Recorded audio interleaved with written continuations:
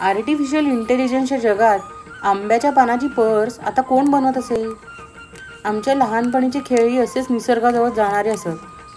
आंब्याच्या पानाची पर्स, केळीच्या पानावर येणाऱ्या छोट्याशा काडीचा हार, तगरीच्या फुलांची अंगठी, असं काय काय बनवून आम्हाला अगदी आर्टिस्टिक असल्यासारखं वाटायचं.